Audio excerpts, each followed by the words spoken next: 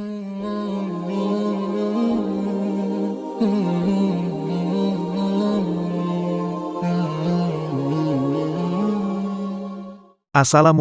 warahmatullahi wabarakatuh. Apa kabar sahabat sekalian? Semoga kita selalu dirahmati Allah dan terus mendapatkan lindungannya. Kali ini kita membahas suatu keadaan atau kondisi yang sudah tidak asing dan sangat sering dialami oleh manusia pada umumnya. Kondisi ini disebut dengan marah.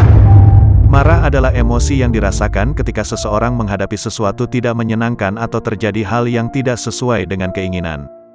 Marah bisa dirasakan siapa saja dan merupakan reaksi normal seseorang terhadap suatu kejadian.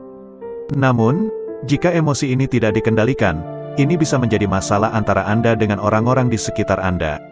Selain itu, emosi satu ini juga bisa berdampak buruk setelahnya.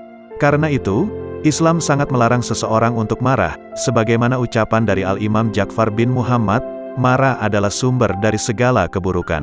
Bahkan juga terdapat pada hadis yang sudah familiar kita dengar, yakni, bahwa pernah seseorang laki-laki meminta wasiat kepada Rasulullah. Kemudian Rasulullah berpesan, janganlah engkau marah, dan beliau mengulangi ucapannya berkali-kali, janganlah engkau marah. Rasulullah pun tidak pernah marah jika hanya masalah pribadinya yang dihina. Beliau sangat mudah memaafkan kecuali dalam hal yang berkaitan agama, maka Rasulullah marah karena agama.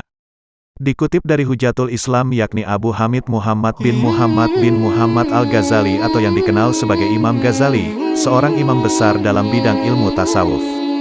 Imam Ghazali menjelaskan bahwa ada dua cara untuk meredam amarah, yang pertama dengan ilmu dan yang kedua dengan amal atau sikap. Dari sisi ilmu, Imam Ghazali menjelaskan ada beberapa hal yang sangat perlu diperhatikan. Pertama, berpikir tentang ayat-ayat atau hadis Nabi tentang keutamaan menahan amarah, memaafkan, bersikap ramah dan menahan diri, sehingga dirinya terdorong untuk menggapai pahalanya, dan mencegah dirinya untuk membalas, serta dapat memadamkan amarahnya. Kedua, memperingatkan diri dengan siksa Allah, bila ia tetap meluapkan amarahnya. Apakah ia aman dari murka Allah di hari kiamat? Padahal ia sangat membutuhkan pengampunan.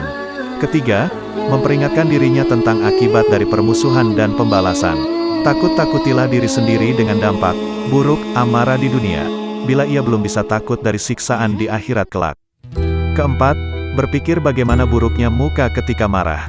Bayangkan bagaimana raut muka orang lain saat marah. Berpikirlah tentang buruknya marah di dalam dirinya.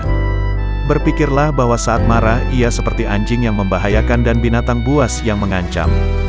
Berpikirlah untuk menyerupai orang ramah yang dapat menahan amarah layaknya para nabi, wali, ulama dan orang-orang bijak. Berilah pilihan untuk dirimu sendiri. Apakah lebih memilih serupa dengan anjing, binatang buas dan manusia-manusia hina, ataukah memilih untuk menyerupai ulama dan para nabi di dalam kebiasaan mereka? Kelima, berpikir tentang sebab yang mendorongnya untuk membalas sesuatu dan berpikir juga hal yang mencegahnya dari menahan amarah. Ketika ia menahan amarah, maka seyogyanya menahan amarah karena Allah. Yang demikian itu bisa membuatnya agung di sisi Allah. Sedangkan dari sisi amal, cara menahan amarah adalah dengan berzikir, membaca ta'awuz, kemudian berusaha menenangkan diri. Carilah posisi yang lebih rileks. Bila dalam keadaan berdiri, maka bisa berganti posisi dengan duduk. Jika dalam keadaan duduk, bisa berganti posisi dengan tidur miring. Dianjurkan pula berwudu dengan air dingin. Dan motivasi paling besar, yang mendorong untuk marah menurut mayoritas orang yang kurang berpikir adalah apa yang mereka sebut kemarahan sebagai keberanian dan kemuliaan diri, sehingga dianggap baik dan dicondongi oleh nafsu.